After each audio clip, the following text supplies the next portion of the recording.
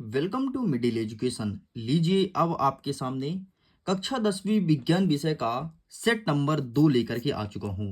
देखिए already set number 1 upload है। अगर आपने अभी तक नहीं देखा है तो प्लीज़ जाइए जा कर के देखिए। अगर आप दोनों सेटों को बहुत अच्छे से देख के जाते हैं तब जाकर के कहीं 75 में से आपका 60 नंबर तक आ पाएगा।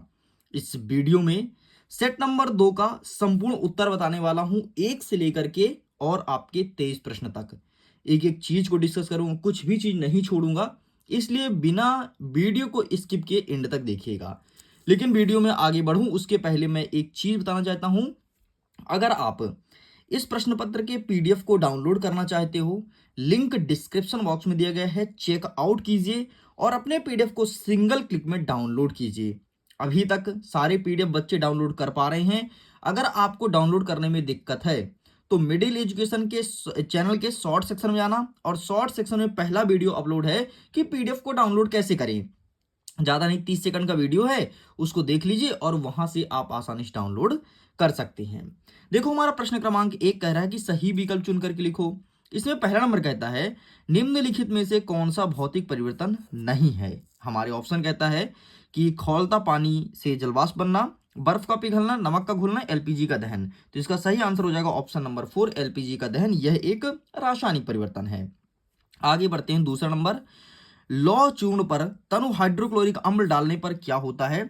तो लोहे के चूर्ण पर अगर हम हाइड्रोक्लोरिक अम्ल डालते हैं तो वो हाइड्रोजन गैस और आयरन क्लोराइड बनाता है। तो इसलिए इसका सही आंसर आपको ऑप्शन नंबर 1 पे टिक करना है।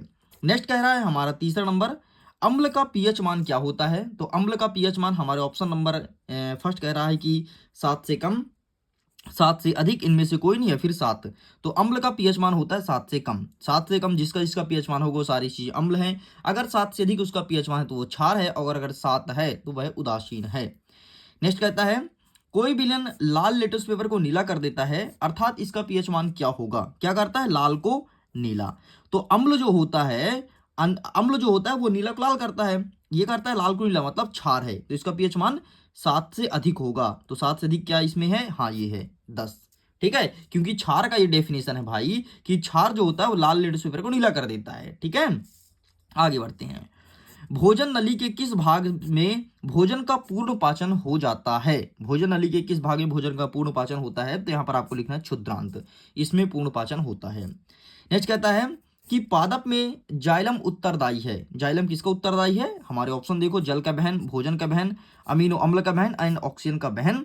तो इसका सही आंसर आपको लगाना है जल का बहन, अर्थात option number 1 is correct answer. आगे बढ़ते हैं, प्रश्न क्रमांक 2 कह रहा है कि खाली स्थान भरिए। पहला नंबर कहता है वे अभिक्रियाएं जिसमें अभिकारकों के बीच आयनों का आदान प्रदान होता है उसे क्या कहते हैं। तो उसे द्विविस्थापन अभिक्रिया कहते हैं, डबल डिस्प्लेसमेंट। तो यहां पर लिखना है द्विविस्थापन, विस्थापन, बस ये लिख देना। नेक्स्ट कहता है धात्विक ऑक्साइड प्रायः क्या होते हैं। तो क्षारीय होते हैं, क्षारकीय, क्षारीय बस लिख दो, ठीक है, क्षारीय लिख के काम चलाया जा सकता है। नेक्स्ट, जल एक कैसा ऑक्साइड है। तो जल एक उदासीन ऑक्साइड है, न्यूट्रल होता है पानी। ठीक, नेक्स्ट कहता है क्षार लाल लिटमस पेपर को क्या करता है। तो क्षार जो होता है लाल को नीला कर देता है, यहां पर नीला लिखना है। नेक्स्ट कहता है कि मछली का हृदय केवल कितने कोष्ठीय होता है। तो मछली का हृदय 2 कोष्ठीय होता है और मनुष्य का हृदय 4 कोष्ठीय होता है, इस चीज को ध्यान रखना। छठवां नंबर कहता है कि हरे पौधे अपना डैश डैश स्वयं बनाते हैं क्या। तो अपना भोजन, हरे पेड़ पौधे अपना भोजन स्वयं बनाते हैं, यहां पर भोजन लिखना है। चलिए साइड करते हैं, नेक्स्ट क्वेश्चन देखते हैं। सही जोड़ी मिलाइए। सही जोड़ी में यहाँ पर है मिश्र धातु, तो मिश्र धातु का आपका कांसा हो जाएगा, इससे मैच करना है। मास्टर ग्रंथि, तो मास्टर ग्रंथि पीयूष ग्रंथि को बोलते हैं, है ना। पीयूष ग्रंथि का दूसरा नाम मास्टर ग्रंथि है। नर युग्मक, तो इसका सही आंसर शुक्राणु लिखना है। और लिंग गुणसूत्र, तो इसका सही आंसर लिखना है लिंग का निर्धारण। अभिसारी लेंस, तो इसका सही आंसर लिखना है आपको उत्तल लेंस। और विद्युत धारा का मान, तो इसका सही लिखना है अमापी। इस प्रकार से आपका ये होता है कंप्लीट। आगे कहता है प्रश्न क्रमांक 4, सत्य और असत्य लिखो। देखते हैं पहला नंबर, मनुष्य में दोहरा परिसंचरण होता है, बिल्कुल सही है। नेक्स्ट, अवतल दर्पण में बनी प्रतिबिंब सदैव वास्तविक होती है, नहीं, गलत है। नेक्स्ट, लेंस की क्षमता का मात्रक डायप्टर होता है, हाँ बिल्कुल सही है। नेक्स्ट, कांच का अपवर्तनांक 1 से कम होता है, गलत है। नेक्स्ट, निकट की वस्तु को ठीक से नहीं देख पाना क्या निकट दृष्टि दोष कहलाता है। नहीं, गलत है। निकट की वस्तु को ठीक से नहीं देख पाना, ये आपका एक सेकंड, निकट की वस्तु को ठीक से नहीं देख पाना, गलत। अगर ये नहीं होता ना, देख पाना होता, तो फिर ये उत्तर सही हो जाता, लेकिन अब ये गलत हो गया क्योंकि यहाँ पर नहीं जुड़ गया। निकट, सॉरी यार, सॉरी, और कैमरा से हट गया था ये पेपर। देखो, निकट की वस्तु को ठीक से नहीं देख पाना निकट दृष्टि दोष कहलाता है, तो बिल्कुल गलत है। यहां पर नहीं ना होता, बिल्कुल यहां पर नहीं अगर शब्द नहीं होता और हाँ होता तो ये आपका सत्य हो जाता।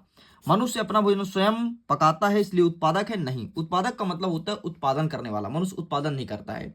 उत्पादन करने वाला पेड़ पौधा है, मनुष्य तो उसको पका के खाता है, ठीक है। ये देखते हैं प्रश्न 5वां कह रहा है एक वाक्य में उत्तर दीजिए। पहला नंबर कहता है कि फ्रिज तथा अग्निशमन में उपयोग कार्बन का नाम बताओ। तो फ्रिज में और अग्निशमन में मतलब फायर ब्रिगेड में CFC अर्थात क्लोरोफ्लोरोकार्बन का उपयोग होता है। नेक्स्ट, पौधे अपना भोजन किस प्रक्रिया द्वारा बनाते हैं? तो ये बनाते हैं प्रकाश संश्लेषण द्वारा, ठीक है। यहां पर लिख लेना संश्लेषण, प्रकाश संश्लेषण, ठीक। नेक्स्ट कहता है नेत्र के किस भाग पर वस्तुओं का प्रतिबिंब बनते हैं? मतलब नेत्र में कहां चित्र बनते हैं जिसे तुम देख पाते हो? तो रेटिना पर बनते हैं, ठीक है। नेक्स्ट कहता है कि दर्पण का सूत्र क्या होगा? तो 1/f बराबर 1/u प्लस v। नेक्स्ट कहता है कि हरे पौधे की पत्तियों में पाए जाने वाले वर्णक का नाम बताओ। तो यहां पर पाया जाता है क्लोरोफिल, इसीलिए पत्ती का रंग हरा होता है।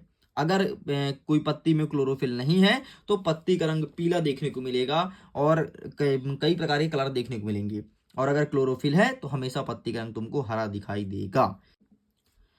हमारा प्रश्न नंबर 6 कह रहा है कि निकट दृष्टि दोष किसे कहते हैं, इसके उत्पन्न होने का कारण तथा निवारण को लिखिए। और अथवा कहता है कि दूर दृष्टि दोष किसे कहते हैं। तो आओ देखते हैं सबसे पहले निकट दृष्टि दोष।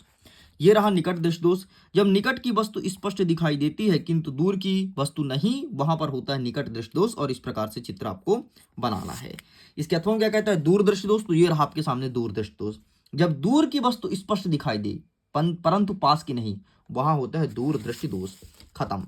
प्रकाश का प्रकीर्णन किसे कहते हैं? तो आइए ये भी देख लेते हैं कि प्रकाश का प्रकीर्णन क्या होता है, ठीक। तो ये रहा, वायु की उपस्थिति धूल एवं धुआं एवं धूल के कणों के कारण प्रकाश में विभिन्न रंग वायुमंडल में बिखर या छिटक जाते हैं, इस घटना को ही प्रकाश का प्रकीर्णन कहते हैं। अथवा हम देखते हैं, अथवा हम कहता है कि वर्ण विक्षेपण किसे कहते हैं? तो ये रहा आपके सामने वर्ण विक्षेपण। वह प्रकाशीय घटना जिसके फलस्वरूप प्रकाश के विभिन्न अवयवी रंगों के विभिन्न विचलन के कोण होने के कारण श्वेत प्रकाश विभिन्न अवयवी रंगों में विभक्त हो जाता है, इसे कहते हैं वर्ण विक्षेपण। आगे बढ़ते हैं नेक्स्ट, 8वां नंबर कहता है कि स्वच्छ आकाश नीला क्यों दिखाई देता है? ऐसा क्या कारण है कि स्वच्छ आकाश का रंग नीला दिखाई देता है? तो ये रहा इसका उत्तर, आप इसका भी स्क्रीनशॉट ले लो। साइड करते हैं, नेक्स्ट देखते हैं। नेक्स्ट कहता है कि सूर्योदय और सूर्यास्त के समय सूर्य रक्तभ क्यों प्रतीत होता है? मतलब सूर्य आपको लाल कलर का एकदम क्यों दिखता है जब सूर्योदय और सूर्य अस्त होता है? तो है ना, ये प्रश्न पूछा गया है। तो भैया ये भी होता है आपके प्रकाश के किस कारण होता है? इसका आंसर चलो आप बताओगे, ठीक है। इसको मैं छोड़ता हूं, एक तो कम से कम करो क्वेश्चन अटेंड। नेक्स्ट देखते हैं 9वां नंबर, मानव नेत्र का नामांकित चित्र बनाओ। तो आओ देखते हैं मनुष्य के आंख का चित्र कि मनुष्य का आंख कैसे दिखता है। तो ये रहा भैया मानव नेत्र, इसका फोटो क्लिक कर लो। चलिए आगे बढ़ते हैं। नेक्स्ट क्या कह रहा है हमारा क्वेश्चन? नेक्स्ट कह रहा है अथवा कि तारे क्यों टिमटिमाते हैं, सचित्र वर्णन करो, ठीक है। सचित्र वर्णन करो, तारे क्यों टिमटिमाते हैं। कौन सा प्रश्न है? प्रश्न क्रमांक 9 का अथवा ना। तो ये दिखा देता हूं, ये रहा तारे क्यों टिमटिमाते हैं, ठीक है। ये पूरा लिखा गया है एंड ये है थोड़ा सा, यहां तक पूरा लिखना है, ठीक है। और चित्र यहां पर मैं बना दिया हूं, इस प्रकार से चित्र आपको बनाना है। यहां पर नीचे मनुष्य का आंख बना देना, ठीक है। मनुष्य आंख से देख रहा है।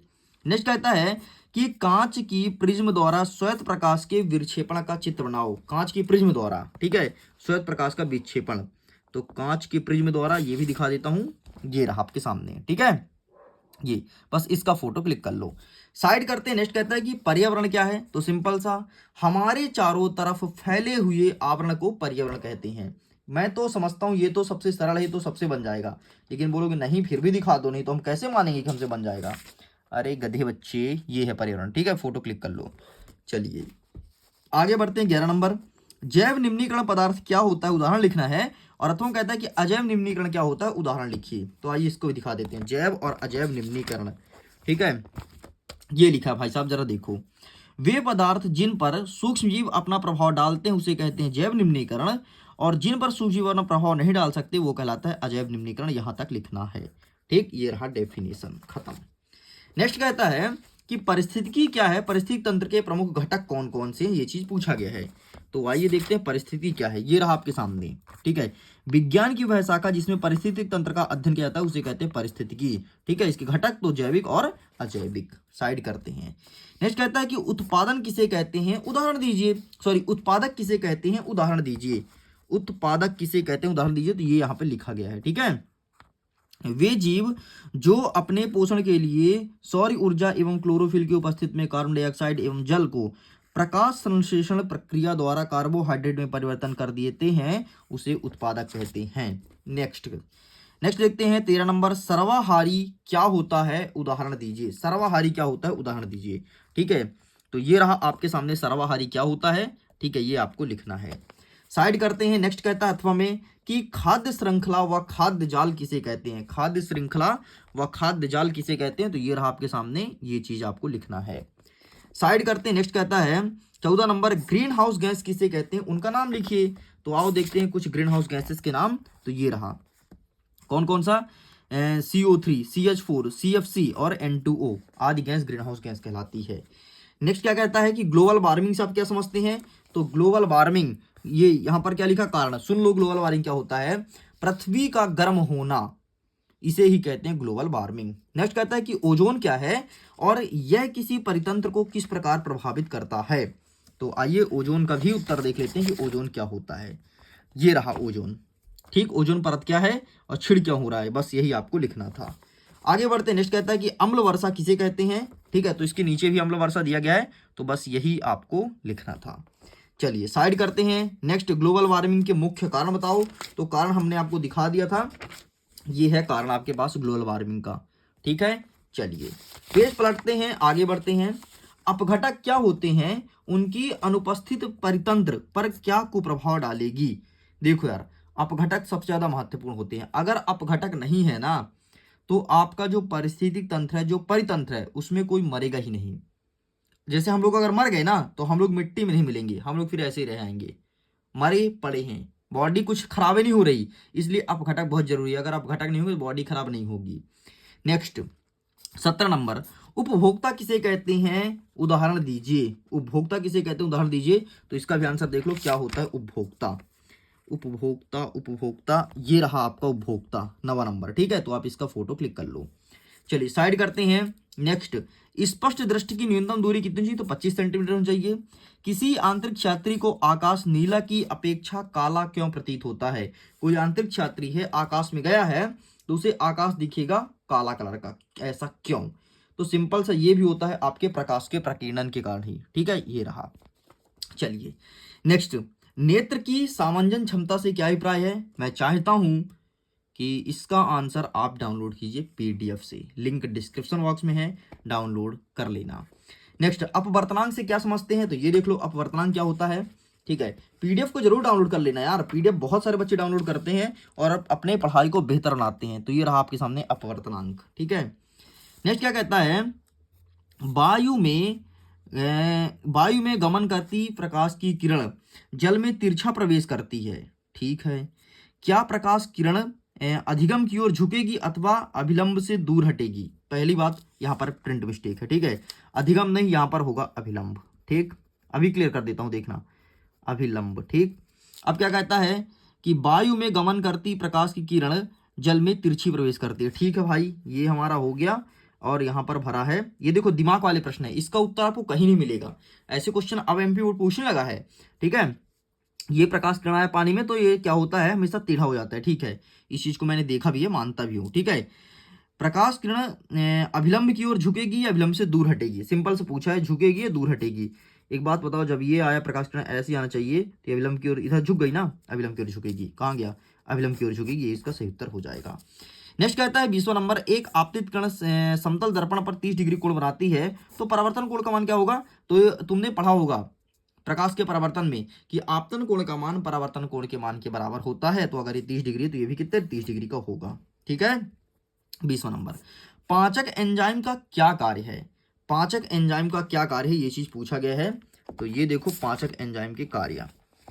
ठीक, पाचक एंजाइम ये रहा, आप इसका फोटो क्लिक कर लीजिए। चलिए साइड करते हैं। नेक्स्ट हमारा 21 नंबर कहता है कि हमारे शरीर में वसा का पाचन कैसे होता है, यह प्रक्रम कहाँ होता है। तो आइए इसका भी आंसर दिखा देता हूँ कि हमारे शरीर में वसा का पाचन कैसे होता है, ये लिखा है, प्लीज आप इसका फोटो क्लिक कर लीजिए। आगे बढ़ते हैं। नेक्स्ट क्या कहलाता है अथवा में कि स्वपोषी पोषण किसे कहते हैं, स्वपोषी पोषण किसे कहते हैं, ये चीज बोला गया है। तो ये रहा स्वपोषी पोषण, नीचे विषम पोषी लिखा, स्वपोषी ऊपर है। ठीक है, जो अपना भोजन स्वयं बनाते हैं उसे स्वपोषी कहते हैं। 22वां नंबर कहता है कि मानव के श्वसन तंत्र का स्वच्छ व नामांकित चित्र बनाओ।